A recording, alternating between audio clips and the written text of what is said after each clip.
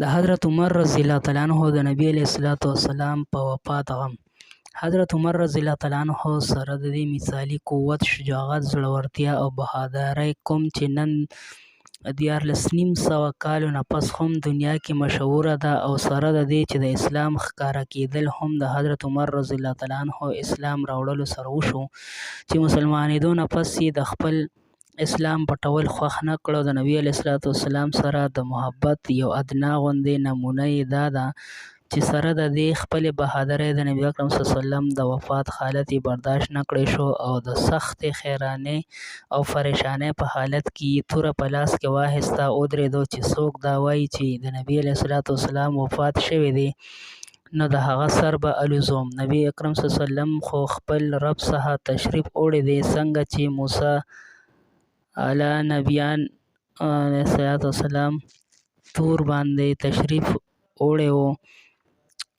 ډېر ژر به نبي علیه الصلاۃ والسلام واپس تشریف راوړي، او د هغې خلکو لاسونه خپې به پرې کوي. څوک چې د نبي علیه الصلاۃ والسلام د وفات غلط خبر خوروي. حضرت عثمان رضی الله تعالی عنہ ګم سم و چې د دویمې ورځې پورې یې بالکل اواز نه وتلو، ګرځېدو را ګرځېدو، خو خبرې یې نشوې کولی. حضرت علي کرم الله وجهه چوپچاپ ناست پاتې شو، چې حرکت یې هم بدن نه کولو. صرف یو د ابوبکر رضی الله تعالی عنہ ذات و چې دغه وخت د غر په شان ولاړ و، او هر څه یې برداشت کړو، او سره د هغې محبت کوم چې لومړۍ کیسه کې تیر شو. دغه وخت یې ډېر په سکون آرام تشریف راوړو. اول یې د نبي اکرم صلی الله علیه وسلم تندی مبارک ښکل کړو، او بهر یې تشریف راوړو. حضرت عمر رضی الله تعالی عنہ ته یې وویل کښېنه.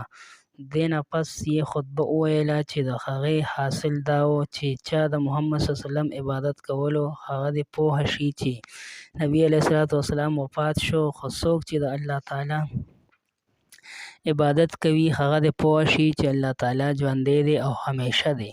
دې نه پس یې د قرآن پاک آیات وما محمد الا رسول قد خلت من قبله الرسل اخره پورې تلاوت فرمایو. ترجمه: محمد صلی الله علیه وسلم صرف رسول خو دی، د الله خو نه دی چې پرې مرګ وغیره نه راځي. پس که چېرې د دوی وفات وشي یا دوی شهید شي، نو آیا تاسو خلک به واپس بیرته ګرځئ؟ او څوک چې واپس وګرځي، نو د الله تعالی هیڅ نقصان نشي کولی، خپل نقصان به کوي، او الله تعالی به زر بدله ورکړي حق پیژندونکو خلکو ته. پیدا کې لیکي چونکې الله جل شانه ته د حضرت ابوبکر صدیق رضی الله تعالی عنہ نه د خلافت اهم کار اخیستلو، دې دپاره د هغې شایان نشان دغه وخت هم دا حال مناسب و. په دې وجه دغه وخت څومره قدرې استقلال او برداشت حضرت صدیق رضی الله تعالی عنہ کې و، هیڅ چا کې نه و.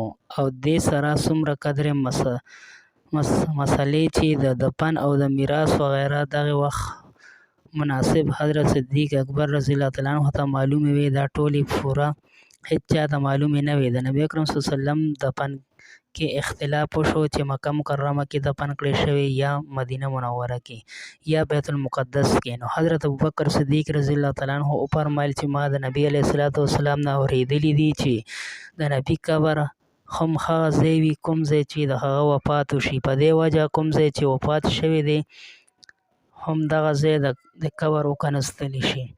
دوی وفرمایل چې ما د نبي علیه الصلاۃ والسلام نه اورېدلي دي چې زمونږ خلکو یعنی انبیاو څوک وارث نه کیږي، هر څه چې مونږ پرېږدو هغه صدقه وي. دوی وفرمایل ما د نبي علیه الصلاۃ والسلام نه اورېدلي دي څوک چې د مسلمانانو د حکومت متولی یعنی انتظام کوونکی جوړ شي، او هغه په لاپرواهۍ سره کوتاهي وکړي، بل څوک امیر جوړ کړي، په هغه دې لعنت وي.